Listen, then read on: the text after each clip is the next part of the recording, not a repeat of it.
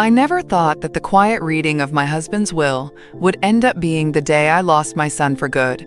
When the lawyer cleared his throat and unfolded that final page, I watched Alex's face tighten, his jaw twitching like a cornered animal. Then he exploded.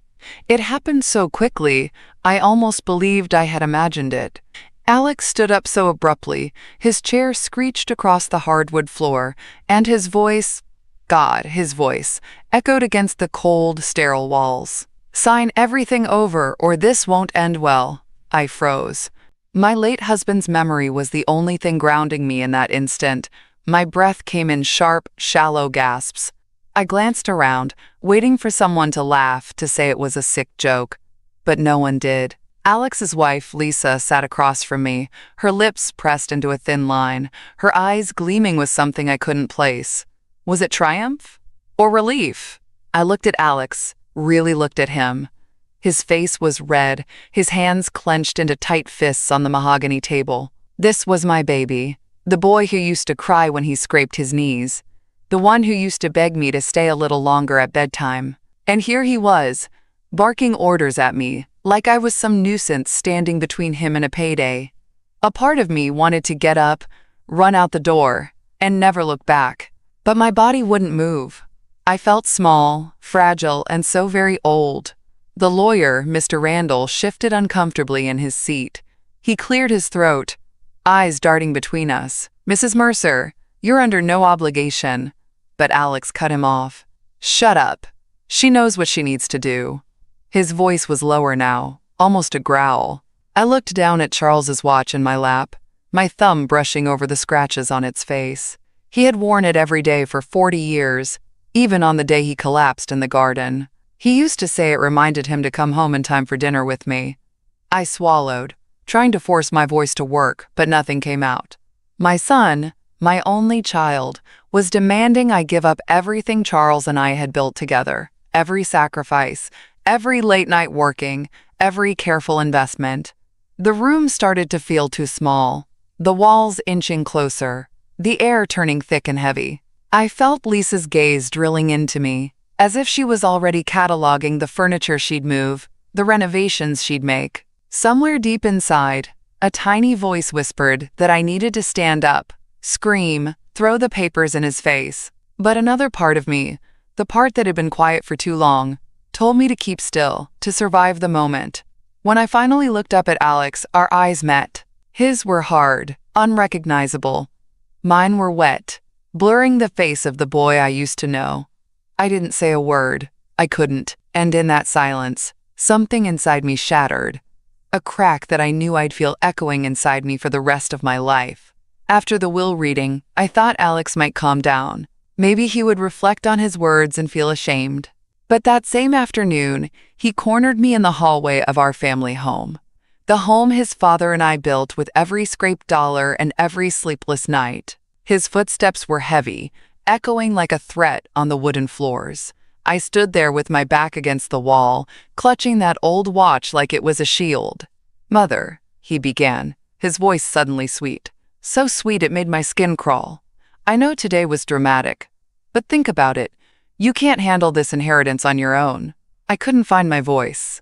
My tongue felt like lead, thick and useless. He took a step closer, lowering his voice to a conspiratorial whisper. "You're not strong enough anymore. The taxes, the repairs, the investments. It's too much for someone your age." I opened my mouth, but the words stayed stuck, as if they'd died before even reaching my lips. He smiled, and it wasn't a son's smile. It was the smile of a wolf who knows the lamb won't run. "I can help you," he continued, putting a hand on my shoulder. His fingers dug in, sharp and demanding. "All you have to do is sign over the management rights to me and Lisa. We'll take care of everything. You can just relax. Isn't that what you want?"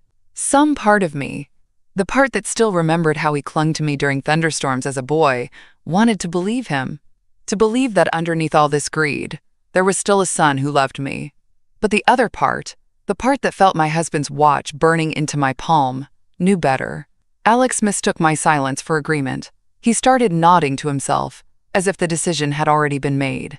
"You see, it's for your own good," he said, his voice oozing with false tenderness. In that moment, I nodded. Not because I agreed, but because I was too afraid to fight. I saw his eyes light up. He thought he had won. He turned, calling out to Lisa down the hall. "She's on board." My heart sank into my stomach. I had always been so quiet, so eager to keep the peace, even when it meant swallowing every insult and every cut. I thought that was love. I thought obedience was the same as loyalty. As they moved around me, already discussing which accounts to freeze and which bills to handle, I felt myself shrinking smaller and smaller. But I said nothing, just nodded again. Alex smiled then, a thin, victorious curve of his lips. He leaned in and kissed my cheek, and I stood there, frozen. "Good," he said. "We'll start tomorrow." They turned and walked to their car, their steps quick and sure, leaving me standing there under the harsh afternoon sun. I watched them drive off, my keys still clenched in my hand. My fingers ached from gripping them so tightly. I knew, deep down, that I had just handed over everything, that in my silence I had given them permission to erase me. And, the worst part? A part of me agreed with them, but another part held a small flicker of hope, urging me to keep fighting. They moved in the very next week. Lisa claimed it would be temporary, just until they sorted out the estate, but I knew better. They arrived with a moving truck full of labeled boxes: home office, kitchen essentials, master bedroom. Each label felt like a quiet declaration. "We're staying." On the first morning, I came downstairs to make my tea, only to find Lisa already in the kitchen. She stood at the marble island, my marble island, sorting through a stack of mail as if she'd lived here her whole life. "Oh, good morning, Ellen," she said without looking up. "I've gone ahead and set aside the bills and important letters. You don't have to worry about these anymore." I glanced at the pile she had pushed toward the edge. It was my mail, my name printed neatly on each envelope. Before I could protest, she slid a small floral tin toward me. "Your vitamins," she said sweetly, like I was a child who needed to be reminded. I took the tin without thinking, my hands trembling slightly. Alex walked in then, his hair still damp from a shower, wearing Charles's old robe. I stared at the robe for a moment too long. He noticed, and gave a little shrug. "Oh, found this upstairs. Comfy, right? You don't mind, do you?" My mouth opened, but nothing came out. Instead, I looked down at the floor tiles, tracing the tiny cracks Charles had refused to fix because he said they, quote, gave the house character. By the afternoon, Lisa had collected all my credit cards and tucked them into a plastic envelope. She handed it to Alex as though they were confiscating dangerous weapons. "You won't need these," Alex said gently, patting my hand. "We'll handle your expenses. You just focus on enjoying yourself." Enjoy. That word again. When I went upstairs to my room, now Grandma's suite, as Lisa called it, I saw they had moved my sewing machine into the hallway. The framed photos of Charles and me on our anniversary were gone, replaced by a minimalist print of some faceless woman in a sun hat. I stood in the doorway, unable to cross the threshold. It was as if my entire life had been erased overnight, replaced with something sterile and curated, like a staged model home in a glossy brochure. That evening at dinner, they laughed about new renovation plans. Lisa wanted to redo the garden and convert Charles's study into a quote, wellness room. I sat at the far end of the table, the same table where I once hosted Christmas dinners for 20 people. I barely touched my food. My fork scraped against the plate, each sound echoing louder than their laughter. When they finally noticed I wasn't eating, Lisa leaned over and gave me a sympathetic look. "Oh, Ellen, is this too spicy for you? We can make something blander next time." I nodded. It was easier than arguing. Later that night, I stood alone in the hallway, staring at the spot where Charles's favorite painting used to hang. My reflection in the glass door looked small, ghost-like. This was my house, but I no longer felt at home. I felt like a guest who had overstayed her welcome, a ghost drifting room to room, unseen and unimportant. And for the first time since Charles died, I realized I wasn't just alone. I was invisible. I couldn't sleep. The house, my house, felt like it had shrunk overnight. Every corner seemed to echo with Lisa's laughter, Alex's heavy footsteps, the clink of their wine glasses. I wandered down the hallway, hoping to find some comfort in the dark. My feet carried me into Charles's old study, or what was left of it. The bookshelves were half empty. Stacks of boxes labeled "Donate" lined the walls. I stood there, tracing my fingers over the dusty woodwork, when I noticed a small panel under the desk. Charles had always been handy, building little secret compartments to hide birthday gifts or letters. I knelt down, my knees aching with every movement, and pushed the panel open. Inside was a wooden box, the surface nicked and worn with age. My breath caught in my throat as I pulled it out. The box felt heavy, as if it held a piece of him still alive. I sat on the floor, my back against the desk, and opened it. Dozens of letters, each in Charles's unmistakable handwriting. Some were dated before we married, others from when Alex was born, a few from our final years together. I picked up one marked, "For Ellen, when you need it most." My hands shook so badly, it took several tries to open it. "My dearest Ellen, if you're reading this, I know something must be terribly wrong. I always told you that you had a softness this world didn't deserve, that you gave too much of yourself and forgot to keep some for you.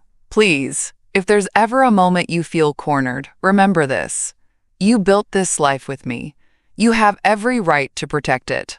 Don't let anyone, not even Alex, take away what we worked for.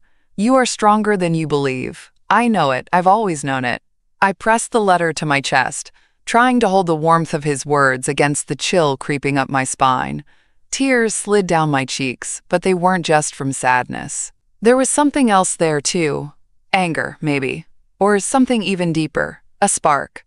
For the first time, in what felt like forever, I felt something other than resignation. I read through more letters, each one echoing the same message. Protect what we built. Stand up. Don't let them reduce you to a shell. Charles had known this day might come.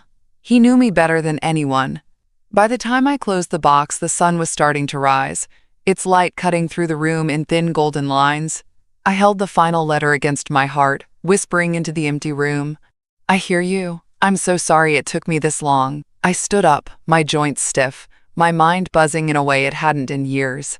I slipped the letters back into the box and tucked it under my bed, hidden from prying eyes. That morning, as I passed Lisa in the kitchen and Alex in the hall, I felt something different inside me. A quiet, pulsing warmth that refused to die. They didn't notice, they didn't see the shift, but something had woken up in me. And though it was small and trembling, it was there. A spark. I sat on the edge of my bed all morning, Charles's letter folded neatly under my palm like a secret prayer. I kept hearing his words echoing in my head. "You are stronger than you believe," but strong felt like a foreign language to me. I had spent so many years smoothing conflicts, keeping the peace, letting everyone else's wants come before mine. My hands shook as I picked up my old address book from the nightstand drawer. The pages were yellowed and brittle, corners curled like dead leaves. I flipped through it slowly, my heart pounding with every turn. When I reached Martha's name, I stopped. My oldest friend. The one person who had known me before I was Mrs. Mercer, before I was Alex's mom, before I became invisible in my own life. I dialed her number, my fingers clumsy. Part of me hoped she wouldn't answer, that I could pretend I tried and leave it at that. But she picked up on the third ring. "Ellen? My God, it's been ages." Her voice sounded exactly the same. Warm, familiar, full of life. I opened my mouth, but nothing came out at first, just a strangled noise. "Ellen, are you okay?" "What's wrong?" she asked, her voice sharpening with concern. That's when the dam broke. I started sobbing so hard I could barely breathe. The words tumbled out in broken pieces. Alex, the will, the house, the cards, Charles's letters. I heard her inhale sharply on the other end. Then silence. The kind of silence that listens. "Oh, honey," she finally whispered. "I'm so sorry. I had no idea. You should have called me sooner." I choked out. "I didn't know who else to trust. I don't know what to do. I feel like I'm disappearing, Martha. Like I'm being erased from my own life." She was quiet for a moment. Then her voice returned, stronger. "Listen to me carefully, Ellen. You are not alone. I know someone. A lawyer, Julia. She's helped women in situations like yours before. She's discreet, trustworthy. I'll call her right now and have her reach out to you. You don't have to face this alone anymore." Hearing that, "you are not alone," made something crack open inside me. For the first time in months, maybe years, I felt a flicker of relief slip through the despair. "I don't know if I can do this," I whispered. "You can," Martha said, firm now.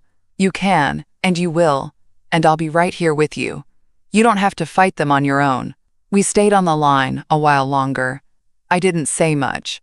I just listened to her breathing, felt the warmth of her voice like a blanket around my shoulders. When I finally hung up, my body felt like it had been through a storm, exhausted, but somehow lighter. I hid the address book back in the drawer, careful not to leave any traces. Downstairs, I could hear Lisa laughing on the phone and Alex clinking glasses, probably planning some new improvement to my home.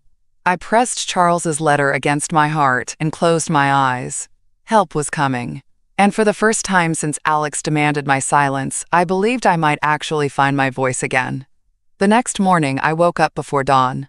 I lay there in the dim light, the edges of Charles's letters pressed into my palm like a quiet vow. I knew I couldn't afford to wait for courage to arrive fully formed. I had to build it piece by piece, breath by breath. I slipped out of bed quietly, careful not to let the floor creak. Downstairs, the house was silent. No clatter of Lisa's cooking, no echo of Alex's heavy steps. I tiptoed to my office, or what used to be mine, before Lisa started calling it the transition room. They had cleared most of my papers, but they had missed one important drawer in the old oak file cabinet. My fingers trembled as I pulled it open and started gathering. Copies of account statements, old tax returns, property deeds, insurance policies. Each document felt like a tiny shard of my past self, each page proof that I once had a life that belonged to me alone. I stacked them neatly, wrapped them in an old scarf Charles had given me on our 25th anniversary, and hurried back upstairs. I knelt by my bed, heart hammering so loudly I was sure it would wake them. I pushed the bundle far underneath, next to the box of letters. When I stood, my knees cracked, but I felt something steady settle into my bones. That night, I sat on the edge of my bed in the dark, whispering to myself, "You can do this. You are not weak. You are not invisible." The words felt foreign at first, almost silly. My voice sounded small, like a child rehearsing lines in a school play. But I said them anyway, over and over, until they became a pulse in my veins. Some nights, I pictured Alex's face when he demanded I sign everything over, the way his eyes turned cold and sharp. I practiced meeting that look in the mirror. At first, I couldn't hold my own gaze for more than a few seconds before my eyes dropped to the floor. But each night, I forced myself to try again. I imagined Charles standing behind me, his hands on my shoulders, whispering that I was stronger than I knew. I imagined Martha's voice cheering me on. Meanwhile, downstairs, Alex and Lisa moved through the house as if they already owned it, rearranging furniture, replacing the curtains I'd picked with Charles years ago, adding their cold, modern touches. I overheard Lisa talking to a friend one afternoon. "We'll probably just redo the whole layout once the paperwork is finalized. She won't fight us. She's too frail." Too frail. I clenched my fists so hard my nails dug into my palms. I felt the sting, but I didn't let go. It was a rainy Thursday afternoon when she came. I was sitting in the sunroom, though there hadn't been sun in that room for months, pretending to read one of Lisa's bland design magazines. My eyes skimmed the pages, but I wasn't really seeing anything. I was listening for footsteps, for keys in the lock, for any sound that meant they were home. When the doorbell rang, I flinched so hard the magazine fell from my lap.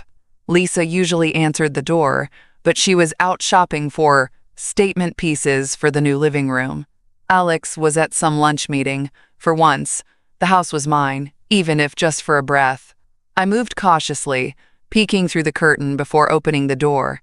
There she stood, a woman in a soft blue raincoat, her hair pulled back in a simple twist. She looked like someone's kindly aunt, not a lawyer. "Ellen," she said gently, her voice warm and steady. "I'm Julia. I'm an old friend of Martha's." Hearing Martha's name nearly knocked me off my feet. I opened the door wider without thinking. She stepped in, dripping rainwater onto the entry rug. As soon as the door closed behind us, she reached into her purse and handed me a business card. Julia Nien, attorney at law. It read in small, elegant letters. Something inside me crumbled. I pressed a hand to my chest, feeling my pulse hammering under my skin. She took my elbow and guided me to the dining table. The same table where Alex and Lisa had laughed about tearing down my garden. We sat. My fingers twisted the edge of my sleeve until the fabric nearly tore. "It's okay," she said softly. "Martha told me everything she could, but I need to hear it from you. Start wherever you can." I tried to speak, but all that came out was a choked sob. She didn't push, she just waited. And so I started. I told her about the will reading, about Alex screaming, about Lisa's cold smile. I told her how they took my cards, my accounts, my house, how they had taken pieces of me every single day until I barely recognized myself. I told her about the letters from Charles, the voice inside me that had been whispering for weeks, trying to wake me up. By the time I finished, my throat burned raw. My cheeks were wet, my hands trembling so violently I had to hold them under the table. Julia didn't interrupt once. When I finally fell silent, she reached across and covered my shaking hands with hers. "You are not crazy," she said, her voice steady and low. "And you are not alone. We are going to fix this, but I need you to trust me and be brave. Can you do that?" I nodded, a small, desperate motion. She squeezed my hands tighter. "We'll move carefully. We'll make copies of everything you've saved, and we'll keep this hidden until the moment is right. You are going to take your life back, Ellen." A sob tore out of me then, not just of grief, but of relief. I hadn't realized how heavy it was to carry this alone until someone else finally stepped in to help me hold it. We spent hours going over the hidden documents, whispering like two conspirators in a war neither of us had asked for. When Julia left, she hugged me tightly. I felt her strength seep into me like warmth into cold bones. As I watched her disappear into the rain, I felt something I hadn't felt in years: hope. That night, I barely slept. My mind kept replaying Julia's words over and over. "You are going to take your life back." When the morning light spilled through the curtains, I felt as though I had aged a decade overnight. My joints ached, my head throbbed, but beneath all that was a quiet thrum. Determination, or maybe something close to it. Julia arrived again just after dawn, slipping in silently like a ghost. She wore a simple black coat and carried a battered leather bag. We sat at the dining table, this time without hesitation. She laid out the documents one by one, her fingers moving with calm precision. "This is a power of attorney revocation," she explained, tapping the first page. "This voids any authority Alex might think he has over your affairs." My eyes darted to the dense legal language. The words blurred together, swimming on the page like frightened fish. "This one," she continued, sliding another form forward, "transfers your assets and the house into a protective trust under your sole control. No one can touch it without your explicit consent." I felt my breath hitch. My fingers hovered over the paper, trembling as though they didn't belong to me. Julia's voice softened. "I know this is terrifying, but this is the moment, Ellen. Once you sign, you start reclaiming what's yours. You start reclaiming who you are." I looked up at her then, my eyes filling. I thought about Charles's letters, about the long, silent dinners, about the garden they planned to rip out, the pictures they replaced. I thought about Alex calling me frail, about Lisa talking to me like a child. I thought about the woman I used to be, the one who built a home from nothing, who stayed up late sewing costumes for school plays, who once argued with a contractor for hours because he tried to cheat us on the porch renovation. I didn't know where that woman had gone, but maybe, just maybe, she was still buried somewhere inside me. I gripped the pen so tightly my knuckles turned white. I hovered over the line for what felt like an eternity. My hand shook violently. Julia didn't rush me. She just watched, patient, unwavering. Finally, with a breath that felt like a leap off a cliff, I pressed the pen to the paper. I signed. My name looked strange there, like seeing a ghost, like meeting an old friend after decades apart. When I finished the last signature, Julia let out a quiet sigh of relief. She gathered the documents carefully, sliding them into her bag as if they were priceless artifacts. "Ellen," she said, her eyes locking onto mine, "you just took the first step back to yourself. It might not feel like it now, but you'll see." I nodded, though my body felt drained, as if I'd run miles without stopping. After she left, I sat at the table alone, staring at the dent in the wood where Charles had once dropped a heavy serving dish on Thanksgiving. I laid my hand over it, feeling the rough groove beneath my palm. For the first time in a long time, I wasn't just remembering him. I was fighting for what he had always believed I could be: strong, capable, unbreakable. It happened faster than I could have imagined. I was still sitting at the table, my hand tracing the dent in the wood, when I heard the front door slam. Alex's voice boomed down the hallway. "Mom? Where are you?" My heart seized. I looked at the pile of papers Julia had left me to keep for my records. Copies of the trust, the revocation, my newly reclaimed power. My power. I scooped them up, clutching them to my chest like a lifeline. He came barreling into the room, his face flushed from the summer heat, or maybe from whatever lunch meeting he'd just stormed out of. His eyes locked on the stack in my arms. "What is that?" he snapped, his eyes narrowing. For a second, I felt my old instinct kick in, the urge to shrink, to lower my eyes, to apologize for things that weren't my fault. But I didn't. I forced myself to stand up slowly, my knees creaking, my heart banging against my ribs like a trapped bird. I met his gaze and held it. His face twisted in confusion at first, then something darker crept in. Suspicion, anger, fear. "Give me those," he ordered, stepping forward with a hand out. I took a step back. The papers pressed tighter against me. I could feel my pulse everywhere. In my fingertips, my throat, my temples. "No," I said. The word sounded foreign coming from my mouth, small and rough. He froze. It was as if the air in the room had been sucked out. "What did you say?" he hissed. I swallowed hard, forcing my voice to steady. I said no. Alex took another step toward me. His eyes darted to the side, as if expecting Lisa to appear and back him up, but she wasn't there.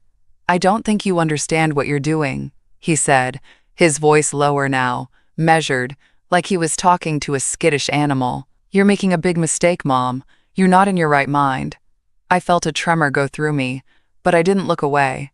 I thought of Charles's letters, of the woman who used to fight for the things she loved. "I know exactly what I'm doing," I said, my voice barely above a whisper, but strong enough to echo in my own ears.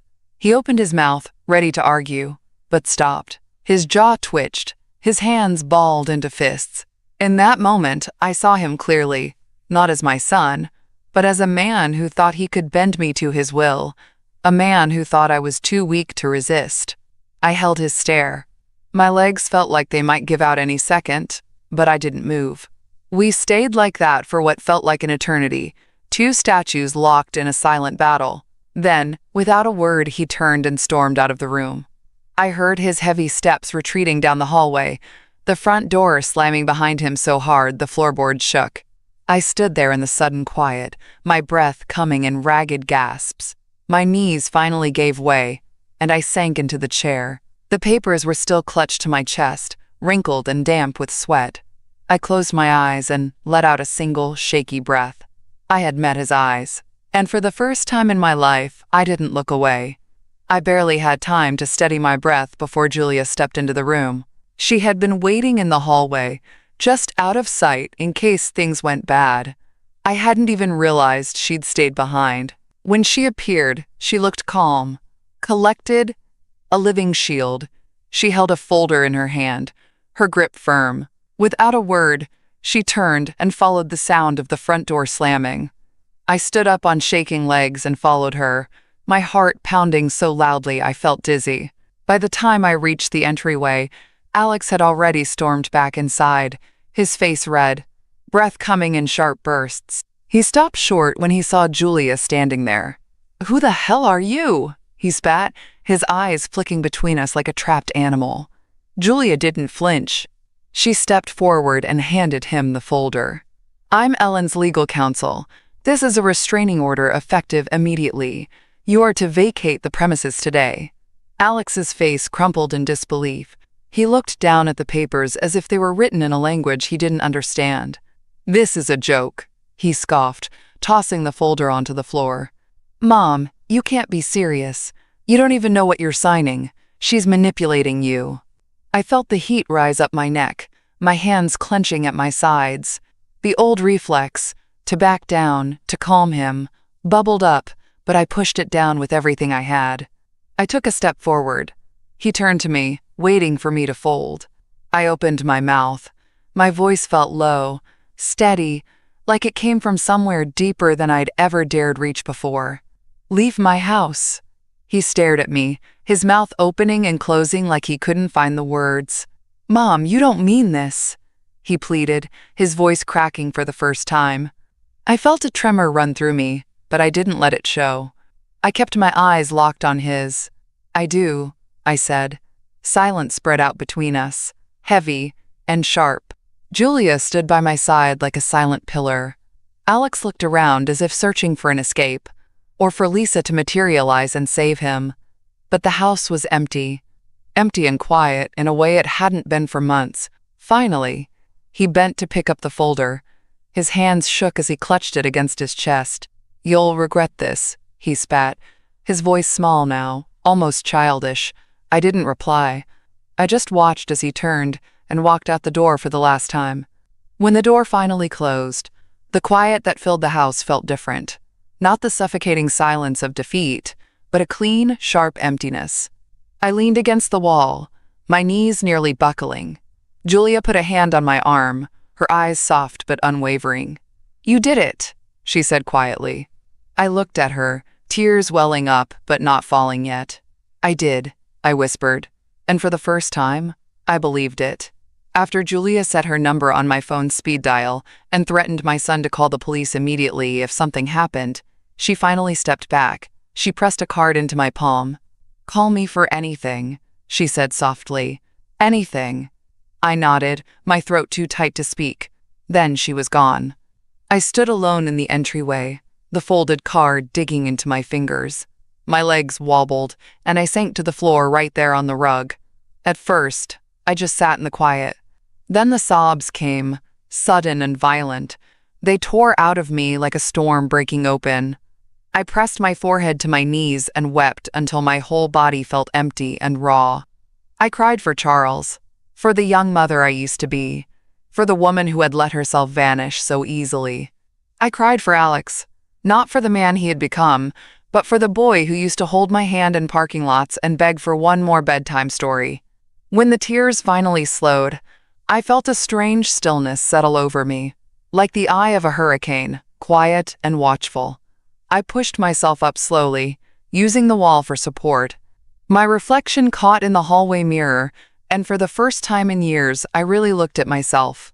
The next week felt like stepping into someone else's life, a life I hadn't realized was waiting for me all along. Julia came over almost every day.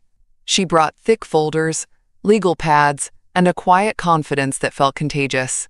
She moved around my kitchen like she belonged there, making tea while I sorted through old papers.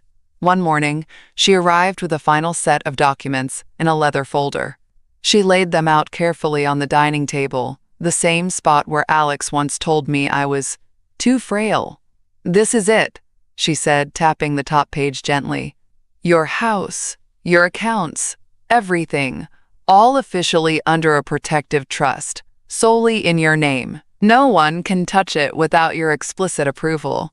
I stared at the stack for a long time. My fingers traced my name printed in bold letters. Julia paused, then added softly, "I also included the foundation donation, just like you and Charles discussed." I looked up sharply. "The Charles Mercer Community Fund," she said. "I set aside a portion of your estate to support local scholarships and garden restoration projects. I remembered you telling me about his dream to give back." For a moment, the room felt too bright. My throat closed up, and I pressed my hand to my mouth. Charles had always wanted to create something lasting, something that would keep his love for this town alive, even after we were gone.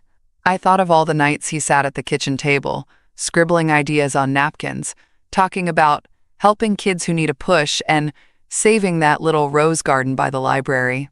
I felt him then, not as a ghost, but as a warmth beside me. My hand hovered over the pen. Julia didn't rush me. She just stood there, her eyes gentle, as if she knew exactly what this meant. I signed. It felt different this time, not like signing away, not like surrender. This felt like sealing a promise, a piece of Charles's heart stitched into the community he loved. When I handed the pen back, Julia took my hands in hers. "You've done more than reclaim your life," she said. "You've honored his." A tear slipped down my cheek, but I didn't wipe it away. That afternoon, after Julia left, I walked the house alone. I opened Charles's old closet and found his gardening gloves still folded neatly on the shelf. I pressed them to my face and breathed him in. I went into the living room and touched the piano keys, the same ones Alex used to pound on as a toddler. The notes rang clear, filling the space with echoes of another time.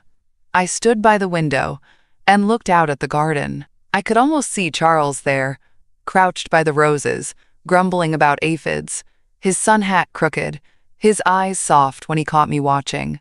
I whispered into the empty room. I kept my promise. But I knew this isn't going to end this easily. One evening, they came. I heard their voices before I saw them. Lisa's sharp, impatient edge, and Alex's strained attempts at calm. I stood quietly by the upstairs window, watching them pace at the gate like restless dogs. Lisa kept pointing at the house, her gestures wild and angry. Alex's shoulders slumped, defeated but still trying to cling to whatever scraps of power he thought he had left. Part of me wondered if I should even bother, if I should just let them shout themselves hoarse and leave. But something inside me knew this was my moment, the moment to show them, and myself, that I was no longer the woman they had cornered in that lawyer's office. I walked to Charles's old study and opened the French doors to the balcony, the same balcony he used to lean on, sipping coffee and waving at neighbors. I stepped out slowly, the evening air sharp and clean against my skin. They looked up immediately. Alex's face flickered with surprise, then confusion, then something like fear. Lisa's mouth fell open. I stood tall, my hand resting on the railing, my chin high. "Mother!" Alex called, his voice cracking on the word. "Please, we need to come in. We just want to talk." Lisa jumped in immediately, her words slicing through the air. "You're making a scene. Let us in, Ellen. You don't understand what you're doing."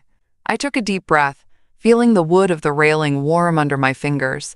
The sky behind them was turning gold and purple, the garden below glowing softly. I looked at them. Really looked. I saw the desperation in Alex's eyes, the cold calculation in Lisa's, and for the first time, I didn't feel small. I didn't feel outnumbered. I felt whole. I opened my mouth and spoke, my voice carrying across the yard, steady and clear. No. The word was so simple, so final, it seemed to hang in the air like a bell. Lisa stepped forward, her hands balled into fists. "We're your family. You owe us." I shook my head slowly. "I don't owe you anything." Alex's shoulders slumped even further, and he looked down at the ground. I saw the truth settle over them in that moment. I was no longer theirs to manage, to manipulate, to control. I stood there until they stopped shouting, until they realized I would not come down, would not open the door, would not bend. Alex staggered backward, his hands still clutching the torn legal papers like a lifeline. He looked smaller than I had ever seen him, hunched, pale, his shoulders rounded inward as though the weight of his choices had finally crushed him. Lisa turned on her heel and marched toward their car. She yanked the door open, threw her bag inside, and without another glance at him, she drove away. I don't know what surprised me more, her cruelty or the sudden silence that swallowed the driveway once she was gone. Alex dropped to his knees on the asphalt. His head hung low, the papers slipping from his hands, fluttering in the breeze like wounded birds. I pressed my palm to the window pane, feeling the cool glass beneath my skin. A single tear slid down my cheek, then another, until I felt my whole face wet. I wasn't crying just for Alex. I wasn't even sure if I was crying for him at all. I cried for the boy I once held close, the child who used to chase fireflies in the backyard, who used to scream with joy when I lifted him into my arms after a scraped knee. I cried for the mother I had been, the woman who had given every piece of herself believing it would be enough. The next few days moved like a quiet storm. I didn't hear from Alex, and I didn't expect to. The house, once heavy with their presence, now echoed with an unfamiliar stillness, a stillness that felt less like emptiness and more like possibility. It was Julia who called first. Her voice carried both relief and caution. "Lisa filed for divorce," she said. "She's already moved out, staying with a friend in the city." I didn't respond at first. I just let the words drift into the quiet kitchen, watching the morning light spill across the floor. "And Alex?" I finally asked, my voice surprisingly calm. Julia hesitated. "He checked into a budget motel on the outskirts of town. Seems he's trying to sort things out alone." I closed my eyes, breathing in that sharp, bittersweet ache. I felt no triumph, no satisfaction, just a tired sort of acceptance. The consequences were theirs now. I no longer needed to carry them. I looked out at the freshly painted walls glowing softly through the windows. It looked nothing like it did before.